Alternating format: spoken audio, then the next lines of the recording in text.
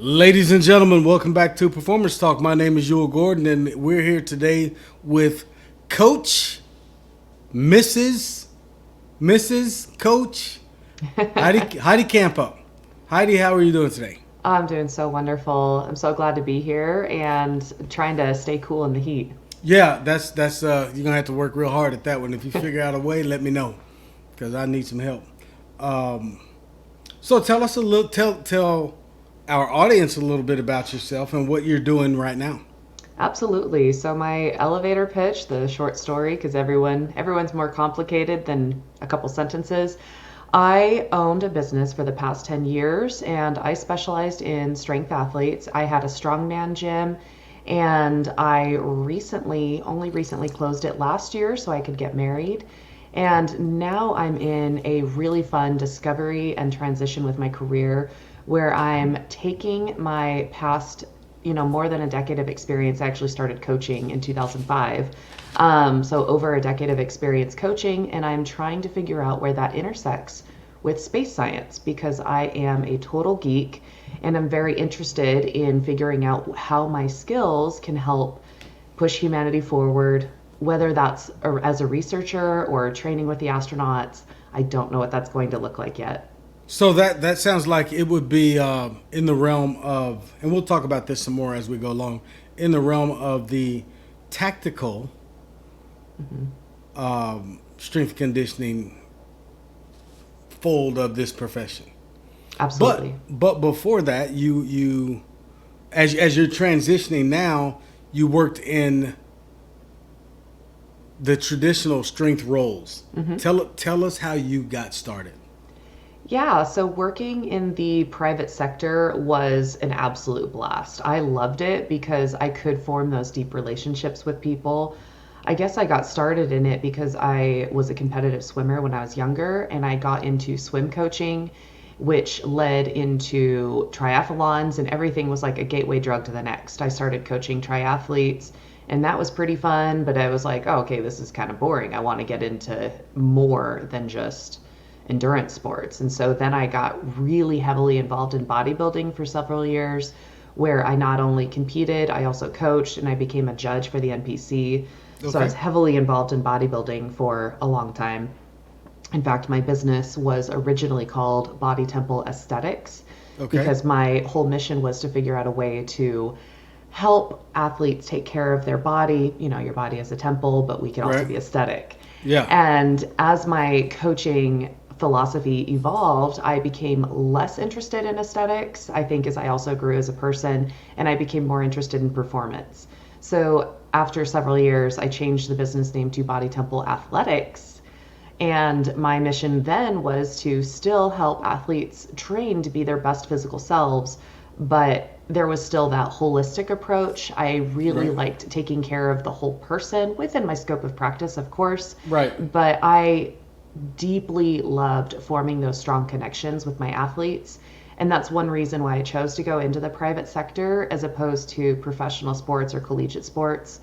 Because with collegiate sports, you only get your athletes for, 4 years. Professional sports, they are, you don't necessarily get the opportunity to be very close to them because they Right. are a racehorse. They are a prized. Right. They um, they have 19,000 people pulling at them.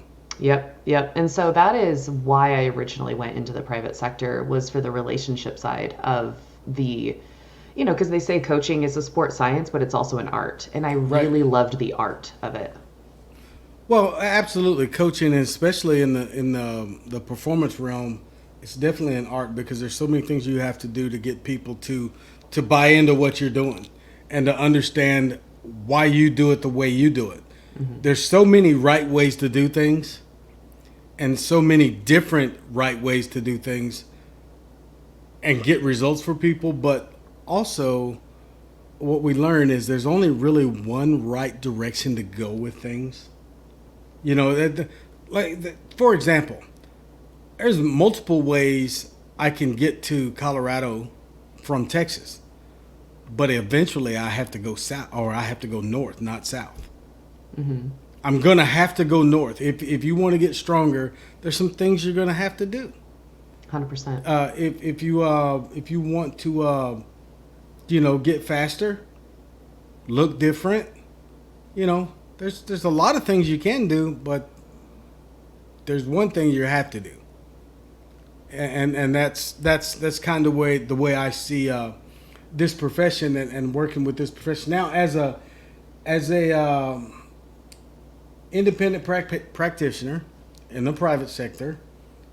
Did you ever work with teams or institutions or anything like that? Yeah, absolutely. So I did do my internship at the University of Utah Athletic Center under Cody Lockling, who was at for years, he was the Utah State Director for the NSCA. He actually Right. just transitioned from that role. So he was my primary mentor, although I did talk to and get mentored from all the strength coaches there. Right. So I did get a little bit of experience in that Division One sector where I kind of learned that, I like this, I like the energy, but at the time it wasn't for me. And we had also kind of like a fun side note. During that time, the Utah Jazz, their performance center was getting rebuilt. So the Utah Jazz were also training Oh, in the there. building.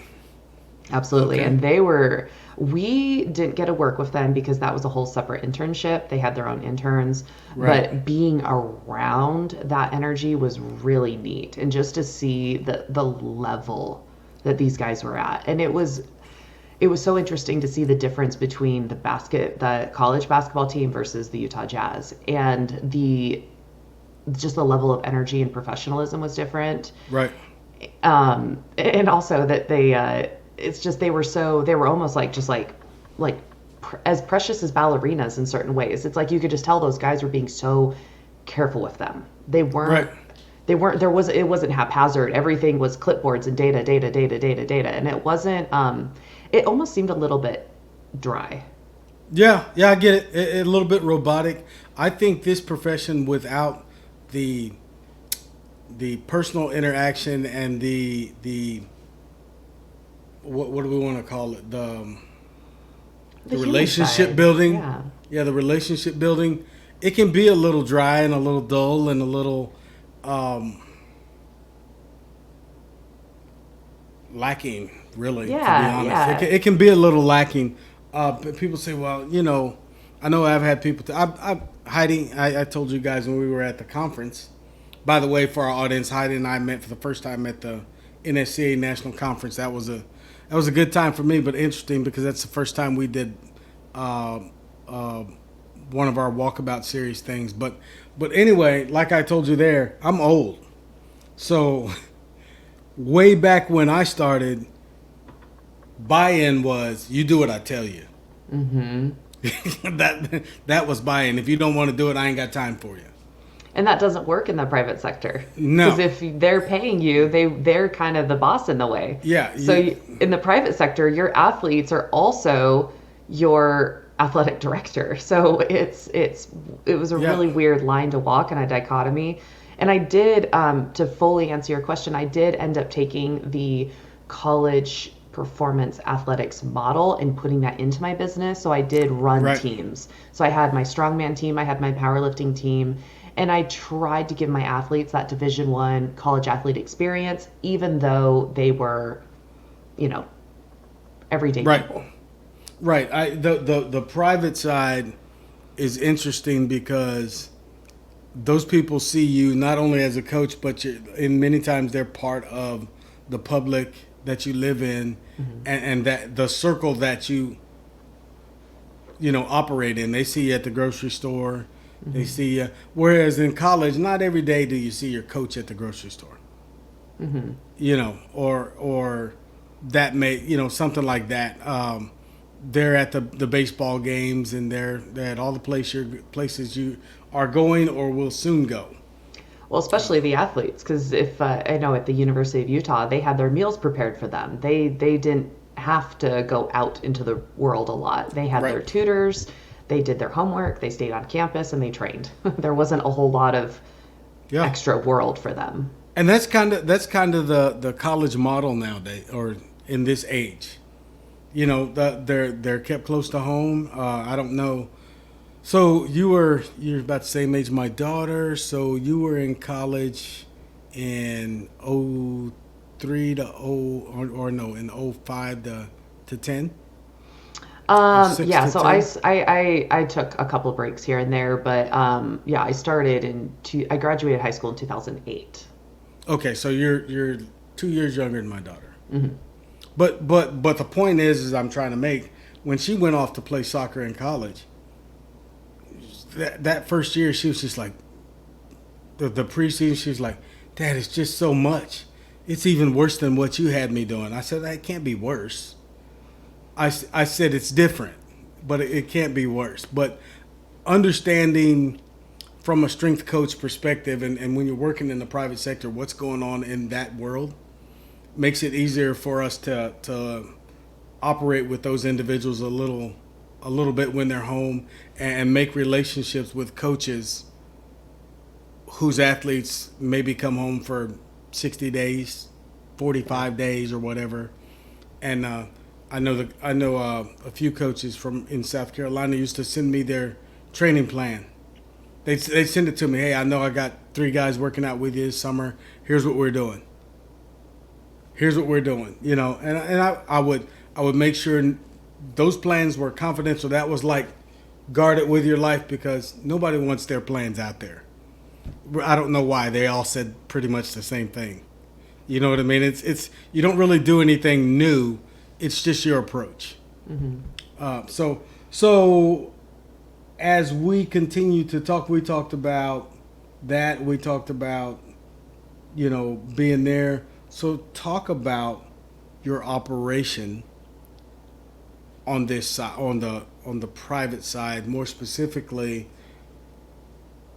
what your philosophy was, why you did what you did, what you did, and what would you do different now as opposed to what you did earlier, or what do you do different now, 10 years later, as opposed to what you did in the beginning. Yeah, well, I think when you start a business in your early 20s and you grow, you'd want to go back and do everything different. Yeah.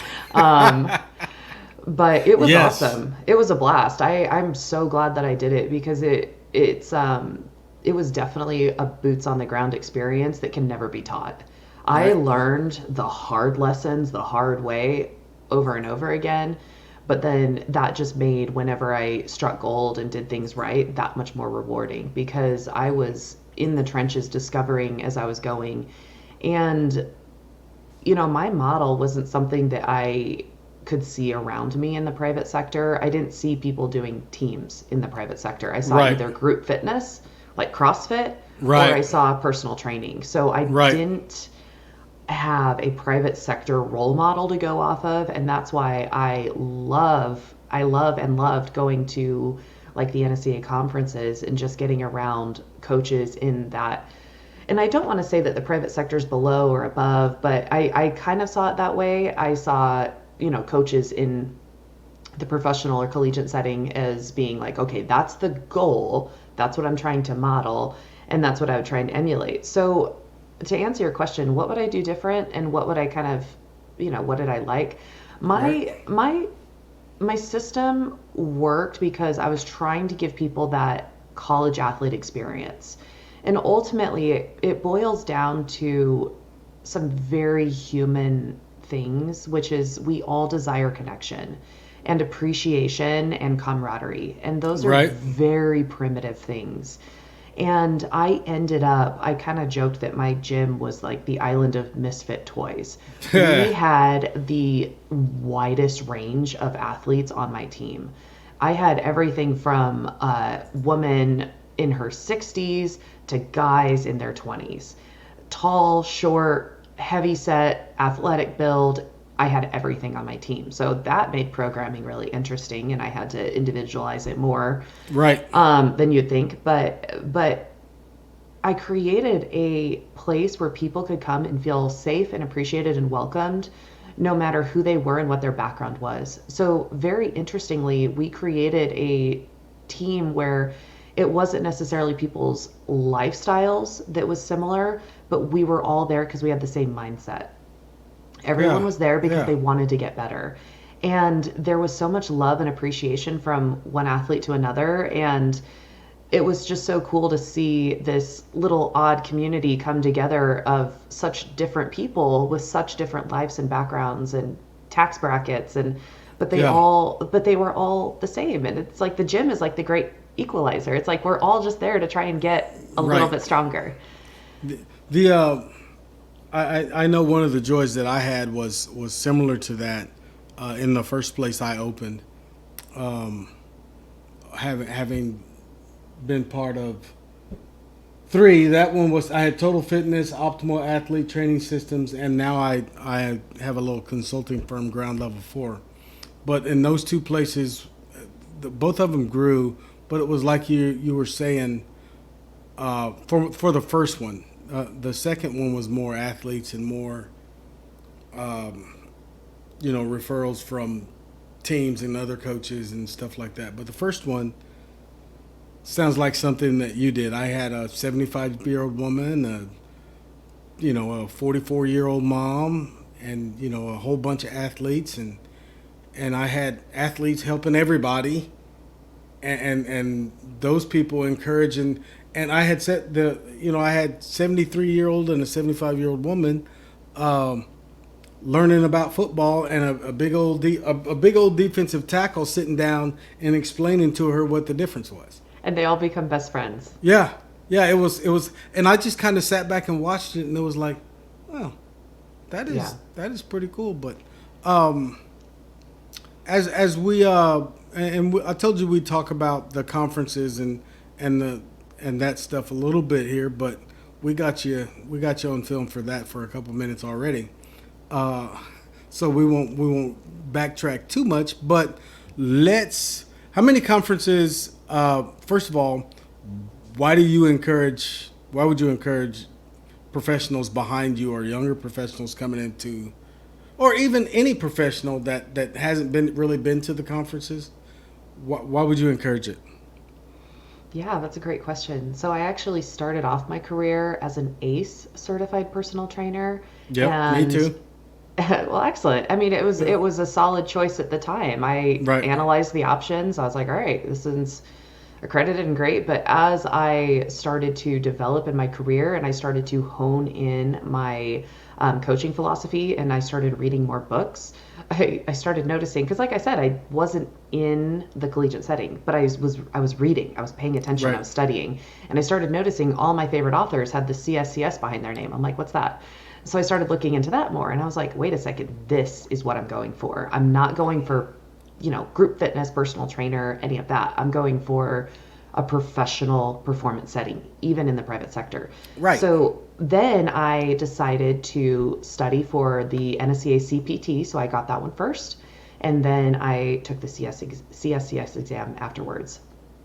And let's see, I'm at 5 years now. I think it was 2017 that I switched. I know I'm like right at 5 or 6 years, so something like that. But I started going to the conferences, and I just felt like I belonged. I felt like I finally found what I was looking for Yeah, because you could bump into anybody and you could yeah, have so much in common. And that's what I was kind of getting at with my gym is you find a place where some of those walls come down a little bit and you realize that we're all way more alike than we are different.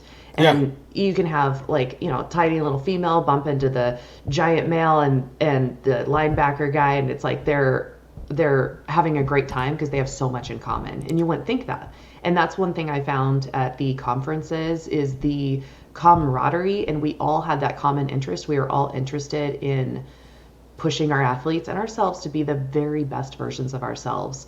And the professional development was second to none. I never felt like I got that support from any other organizations. And it was just, it's inspiring, I guess would be a great way to summarize it. I was inspired to be the best version of myself. Well, that's great. One of the things let's talk about the profession a little bit and the NSCA. I've been a member for a long time, and one of the things that I've done is I don't want to really sound like I complained about stuff. I didn't really complain, but I brought up stuff. I was like, hey, you guys need to work on your diversity. Hmm. Hey, you guys need to bring more females in for talks because early on I mean, things didn't represent what was out there in the field. Mm-hmm. In the the talks or the the speakers or anything. It didn't represent the people that were in the field. As you know, and it still could get better, but my point is when you become a member, you can help make the profession better by going to the conferences and then being involved. Does it make Yep. sense? Yep. If you're not a member, it's hard for me to accept your complaint, even though you may be right, because you can only you can do more about it from the inside than you can the outside. And that's such a great point Yeah. because I ended up founding the NSCA Strongman Special Interest Group Mm-hmm. because to your point, it's like if I wasn't involved, I couldn't complain that there wasn't a strongman group. I was like, what? Right. Strongman's my passion. Why don't they have it? It's like, well, you have the opportunity to start it. Yeah. Yeah. You want to start it? Yeah. Well, I Yeah. don't have time for that. Well, yeah, Then you okay, don't care that much. I get it. I get it. But if you don't have time, then Mm-hmm. that kind of thing. The also with the profession, where do you think the profession is right now, and where do you think it should be going? Whew, man, that's a hot question because the whole profession is still in its infancy. I mean, you think about where this profession is compared to any other respectable profession, and it's a baby. So I think, like realistically, we have to look at it and recognize that it's going to be changing a lot. So we can't get too set in our ways because 50 years from now, it might look completely different. And that's a good thing. I think when it is as young as it has to evolve. Um, there's things that I would like to see.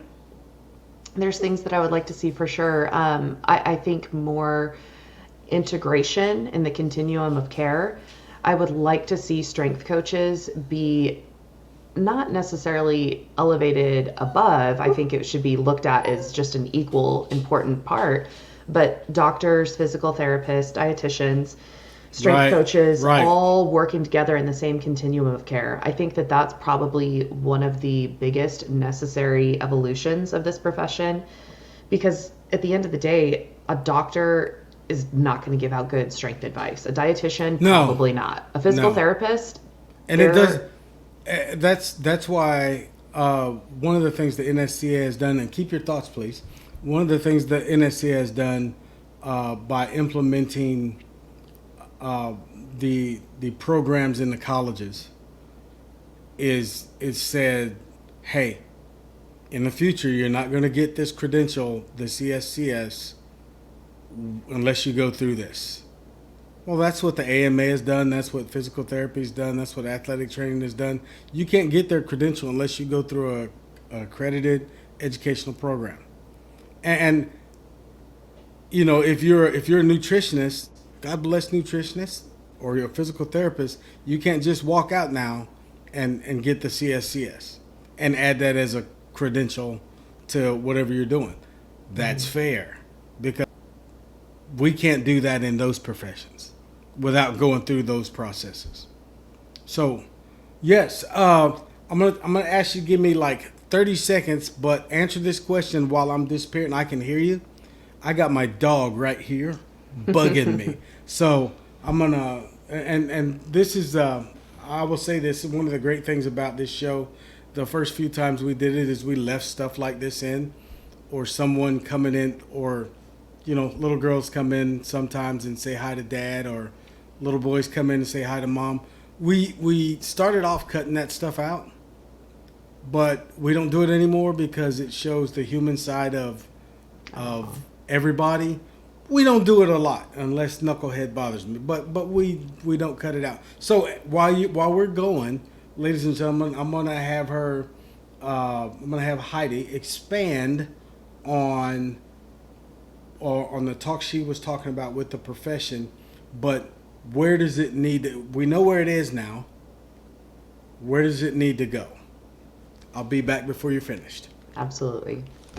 Come on, Sam. So I think that probably the biggest thing is that like I said, it needs to be elevated. It needs to become part of the continuum.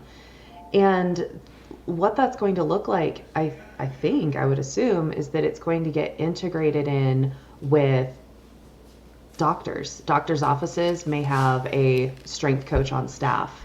Dietitian, nutrition offices may have a strength coach on staff. You're not going to have just nurses and doctors. You'll also have a strength coach to refer to. And we're all going to work together because doctors, if someone has an issue that's outside of the doctor's scope of practice, oh, I don't look at moles, you need to go see the dermatologist. Oh, I don't deal with strength, you need to go see the strength coach, and then write a script for you to go see the person that they specifically refer and vetted. And ideally, that is exactly where I think we need to be pushing to go as a profession in performance.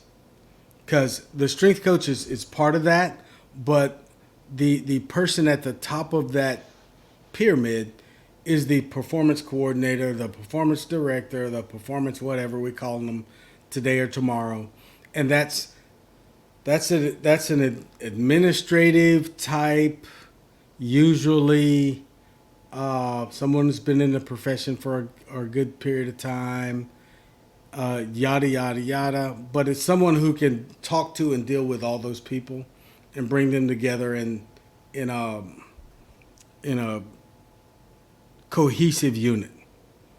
So, is that the strength coach? Here's the next question. Is that the strength coach? Is that the athletic trainer? Is that the doctor? Who is that? Who is that person? Yeah. I think it can come from any of those fields. And it may emerge from something completely separate. That's a good point. That's a great point. That it may emerge from the administrative I'm side. actually I'm looking into a potential PhD route right now. The PhD is called Human Factors, and it's a little bit like what it sounds, but it's essentially an ergonomics degree. It's used very heavily in aerospace medicine, Okay. and it's technically an engineering route, but they are the ones who take all of the pieces from all of the other professions and they tie it together. So they're the ones who look at the design of a spacesuit from the engineers, from all the nerdy math guys, and they're like, okay, let's make sure that this can actually work for a human. And they do have the heavy science and biology background, but they're also working to tie in the human part to other pieces. So it could look something like that. I don't know. Yeah, and I've always thought, and um, my doctorate level work has always been in psychology. So, and I kept it general because I didn't want to get pigeonholed down. It's general psychology, but I can go everywhere. I don't have to just be in clinical psychology or organizational psychology or those kind of things. So like that direction you're trying to go, it's all about taking what you do and putting it on human performance, Mm-hmm. as opposed to saying, oh, you can only work in this setting or you can only work in. No, if you have a degree like that, you can, especially with your background, you can put that on any setting you want to. So Mm-hmm. anyway, that's just a nickel's worth of advice from an old guy. But anyway, as we continue to go through this conversation, and we've talked about the profession now and what we think it should look like. We talked about where you were in your profession right now. We touched on where you wanted to go, but I think the audience might want to know a little bit more about what is Heidi really thinking? Where is she really wanting to go? What does she really want to do? Or is it a secret? Yeah, I've been asking myself that question a lot. So I think that I have the correct answer to give because it's something I've truly been pondering since I closed my gym last year and got married. Because when you go through any kind of major life change like that, it Right. really forces you to take a step back and look at your why. Yeah. And choosing to pursue grad school and elevating my career in a different way, I had this discussion with my husband. I told him, I was like, I know this is going to be hard, and I have to understand my why to get through this. Because I'm like, I don't want to do things that are just ego driven. Because, yeah, I mean, Right. it sounds cool. Like, we can all admit that it sounds cool. Oh, yeah, I have a PhD. Yeah. But I don't want to do it for the cool factor, because that's the worst reason to get a Yep. PhD. Because Yeah. it's expensive, it's hard, Yeah. it's horrible. There's so many Yeah. things. It don't do it for that. So I had to understand my why. And as I analyzed my career and the evolution of my career, I always thought it was because I loved the just like the toughness or the prestige of certain sports. So, at first triathlons, and I was like, I'm going to do an Ironman. And then bodybuilding, I was like, I'm going to go into the IFBB. And then powerlifting, I was like, I'm going to, get 1,000 pound total. And then strongman, I was like, I want to get my pro card. And even with my gym, it started off as a small studio gym. Then it grew, I scaled up to a large warehouse gym. And then from there, I also was the state chairman of Strongman Corporation in Utah. And I grew the sport by a significant amount by adding in more sanctioned competitions into our state. And I didn't want to just host competitions. I wanted to have them grow from something you do at like a park or a parking lot, and I wanted it to be at our like Maverick Center, which is a stadium. I was like, I want Right. to grow strongman this much. And when I sat back and I analyzed the undertones behind all of those motives, I realized that I was obsessed with progress and improvement and taking something and moving it into a sphere that you couldn't yet see.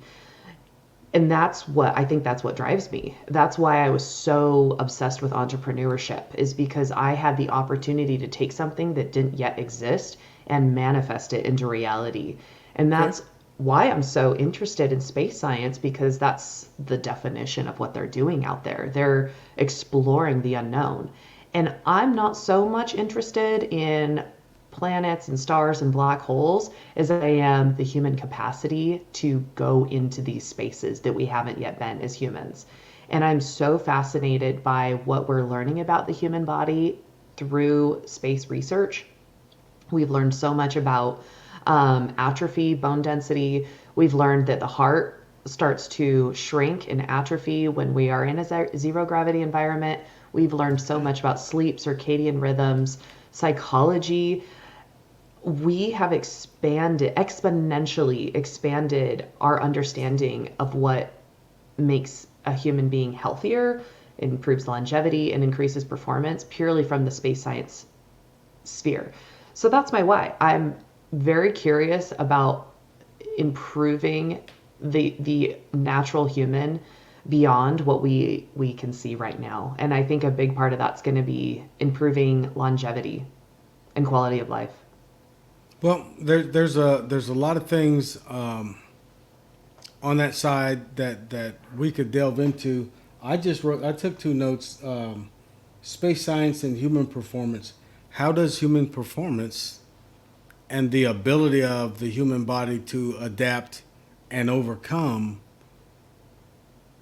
work with space science? How does it come together and say performance is critical to human beings going into outer space? Because I can say performance is critical. Physical performance is critical to the sport of. Physical performance is critical to the activity of. You see what I mean? So, Yeah, so I was recently at the first ever Spaceflight Human Optimization and Performance Summit.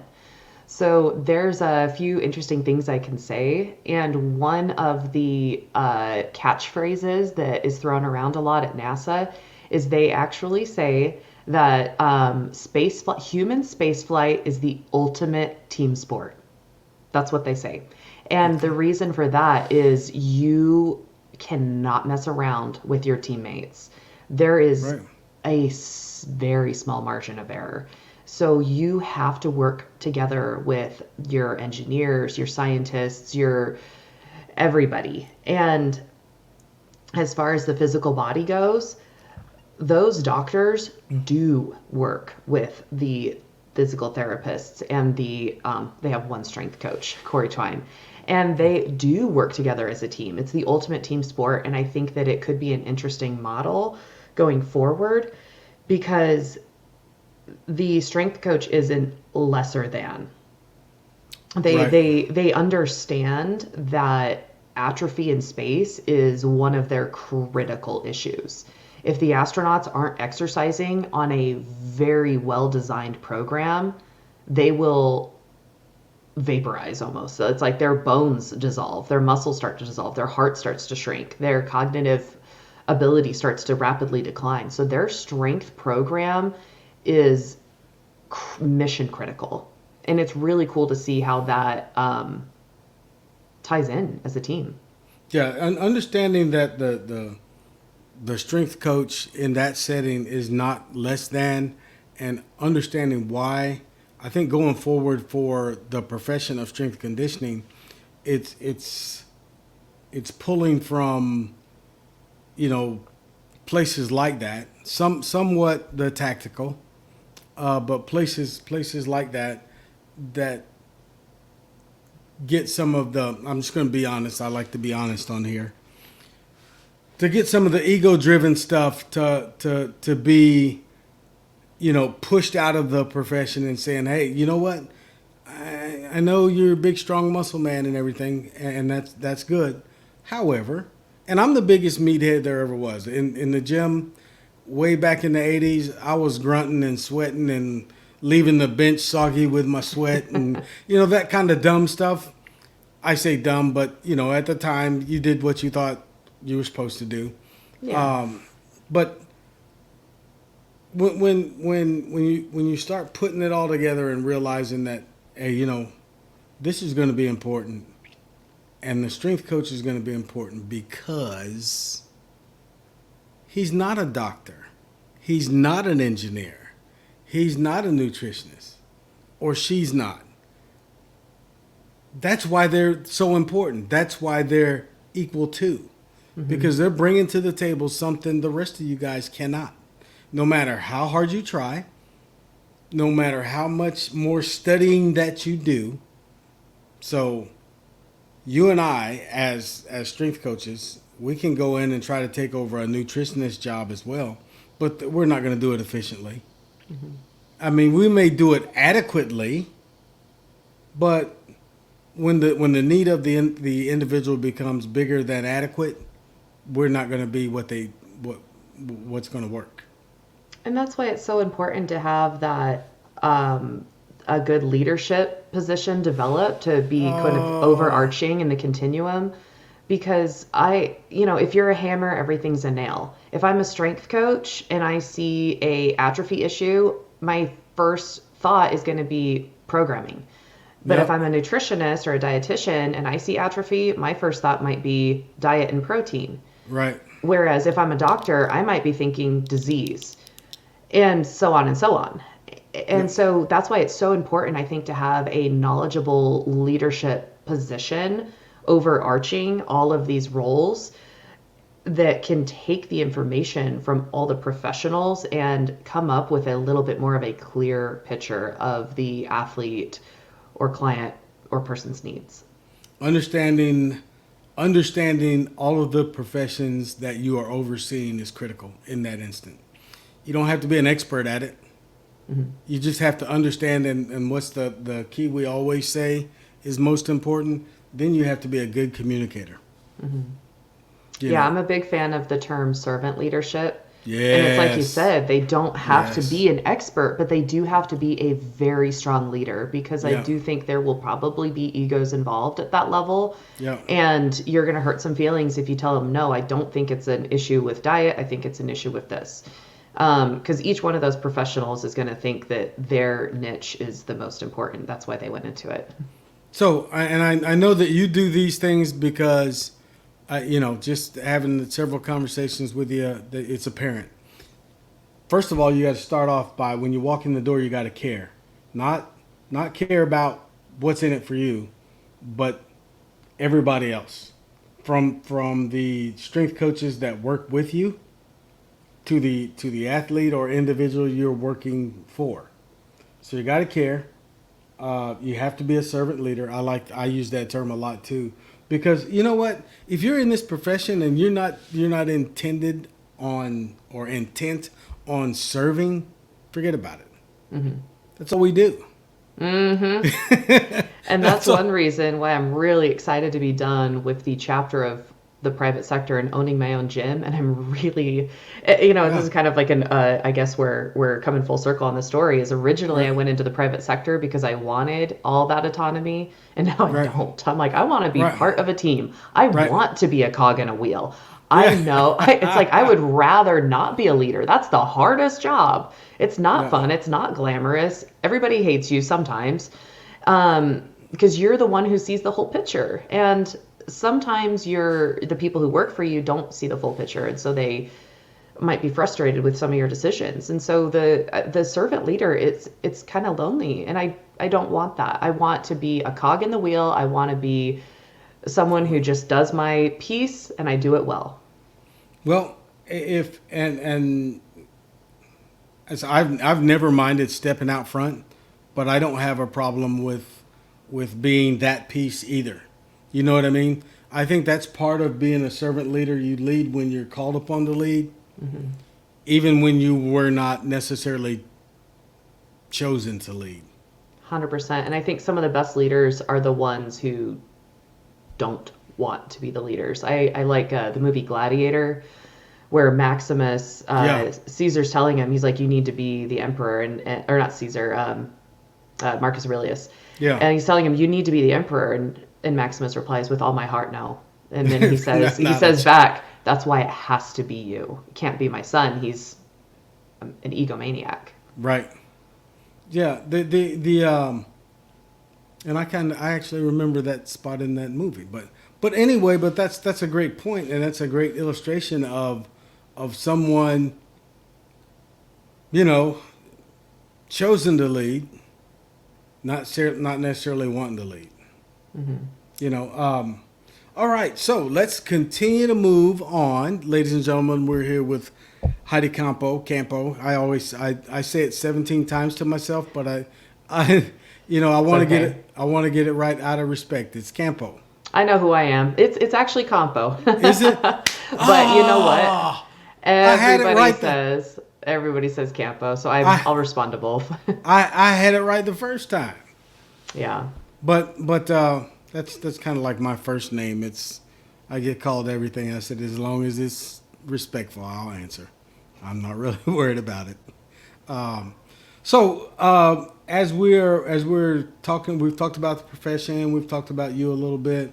We've talked about where you are and kind of where you think the profession should go and where you're thinking about going. So tell us the most important thing that you've done in your profession that kept you going when you thought it was I'm not doing this anymore. There was a lot of those moments. We've all had them, Yeah. and there's somebody out there that wants to hear how you got through it. The short word is honesty. Um, I had moments where, because I was a young leader. I was in my early 20s when I started all of this. And there was absolutely times where I was like, I feel like a bumbling idiot. I don't feel like I know what I'm doing at all. And I was honest and vulnerable with my athletes. I was like, hey guys, I need some hard feedback right now. Is this working? Is this valuable to you? And I got the most beautiful feedback from them because I was able to take my walls down as the big tough coach and the business owner. And I was, because it's so easy to think, okay, I'm over here, I need to keep a professional distance, which there's some truth to that. Yeah, But when I took those walls down and I was like, guys, hey, I'm struggling right now. They're like, hey coach, it's cool. They're like, we kind of know what to do today. They're like, you don't need to, they're like, and they would give me permission to sometimes pull back on the throttle a little bit. And then I would see them as a team step up and help each other, because you yeah, have your athletes in the gym that are more advanced. right, And when I did have those, there was you know, when I scaled up to the new gym, I was like in the red, and it's like my athletes kind Yeah. of saw it, and they stepped up and they helped care for the other athletes, and they brought new people in, and yeah, so just honesty and Yeah. vulnerability was what got me through that. Because if I tried to keep it all in and bottle it up, I would have gone crazy. If I tried to pretend like I had it all together, I would have been a fake. I would have been a fraud, and people would have just thought, well, why is she so stuck up? So it's just, and it also gave them permission to be honest with me. They're like, hey, coach, I'm struggling. I'm like, hey, what's going on? Let's talk about it. Um, and that was it. I guess it was just the honesty. Yeah, I mean, and that is a outstanding answer, and probably it wasn't something I was looking for, but it's probably the most genuine answer anybody could ever ask for, because not everyone can put themselves out there like that, and it's a pretty strong leader that can and still maintain a position of authority. Absolutely. You, And you know what I mean? yeah, and I think that that's definitely something with men in particular seem to be a little bit more vulnerable to that. They want to kind of keep things in and stay tough and stay Yeah. stoic. And that's kind of the superpower that I discovered was being able to just show the human side. And it made it all that we felt all that much more connected because of it. Well, that is, and what's impressive to me is that you did that at really a really young time in your career. That's not usually something like that happens about where you are right now.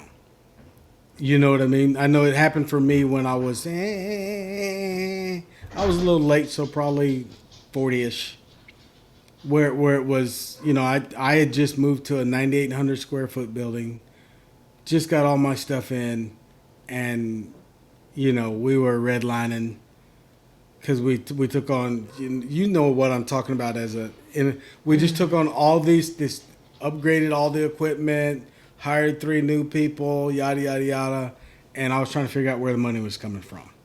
Yeah. And then you start getting weird about things. Like your athlete leaves some chalk on something. You're like, what'd you do? Because it's like you're Yeah. stressing about the money at that point. Yeah, yeah. So the real truth about it, and I'm liking talking about the private sector and the independent practitioner, because a lot of times we talk about the collegiate program and the collegiate and the pros and this and that, but private practitioners, I'd like to give them all credit for the work they do without the support system. You don't have an 100%. you don't have an athletic director. You don't have somebody controlling your budget for you. You That's don't have you. a janitor. You don't have a janitor. That's you. You don't have tech support. um, yeah, no, 100%. And I feel like, again, I said earlier, it's like, would I do it different? Yeah, probably, maybe, but also not, because I have such a wide range of skill sets now that I can take with me into the rest of my life. Right. And furthermore, I have so much empathy.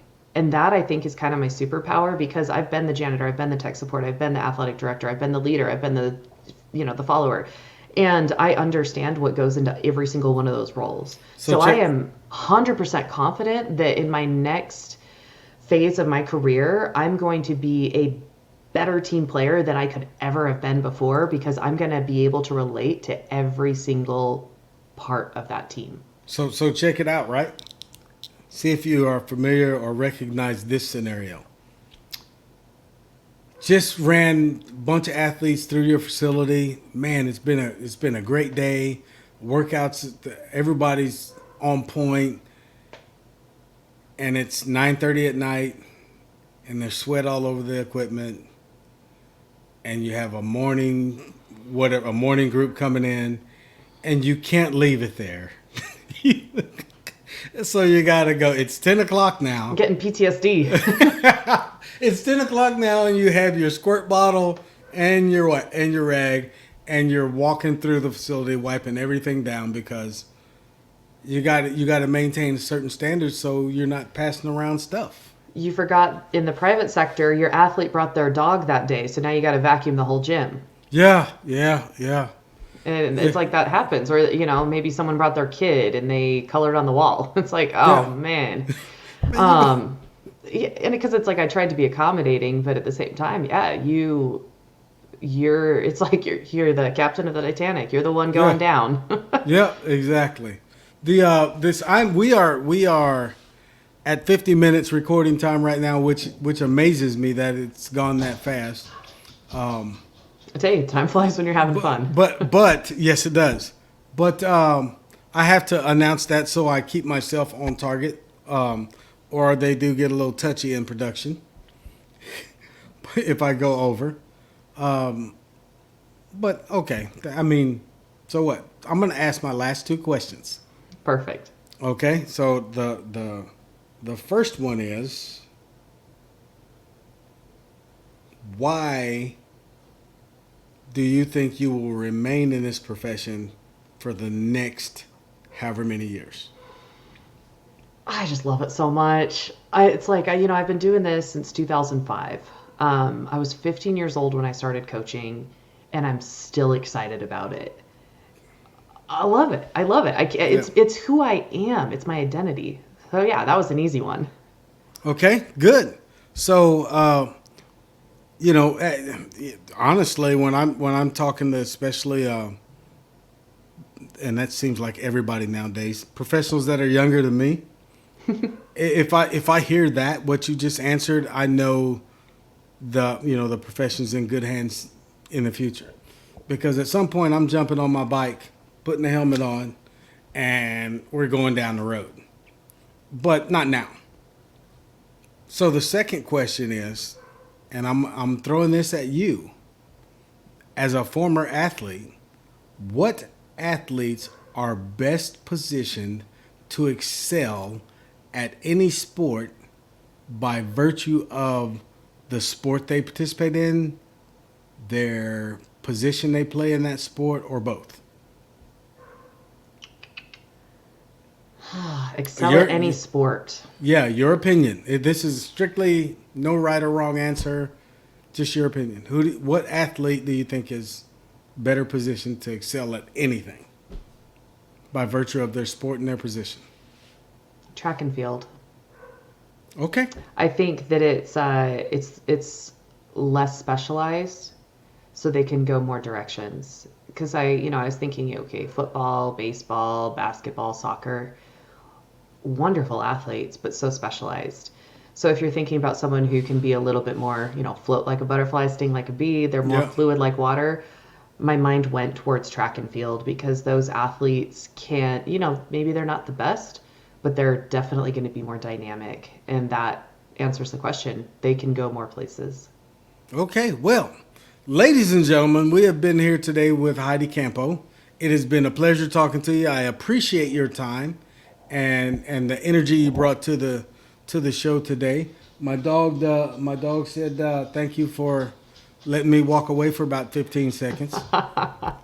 But we'd like to have you back in the future to catch up with what you're doing, especially to check in on the space and human performance. It's got me thinking about a couple of things.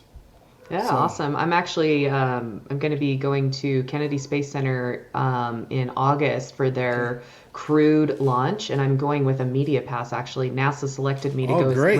with a media pass. And this is quick, but the researchers, the astronauts, are going up to the International Space Station. They're going to be doing a lot of things, but one of the big things they're going to be studying is sleep and circadian rhythm. And I will be reporting back to my social media outlets about some of those things that I get to ask their subject matter experts, because we all know sleep is so important for performance, Yes. and that's a Yes. conversation I'm excited to have with them. So tell if you would like to tell our audience where they can catch up with that on your social media. Yeah, absolutely. So it's Mrs. Heidi Campo, Mrs. Heidi.campo. That's Campo. So Instagram's probably the best. I don't get on Facebook very much, but I'm just Heidi Campo on there. I do have a Twitter, but I don't know how to use it, or I guess X, as it's called now. Instagram and LinkedIn will be the best Okay. places. LinkedIn, it's my same name, Heidi Campo. Okay, well, again, thank you for coming. Great having you on. And ladies and gentlemen, like I said, this is Performance Talk. And we have had a great guest today in Heidi Campo, and we thank her for coming. Heidi,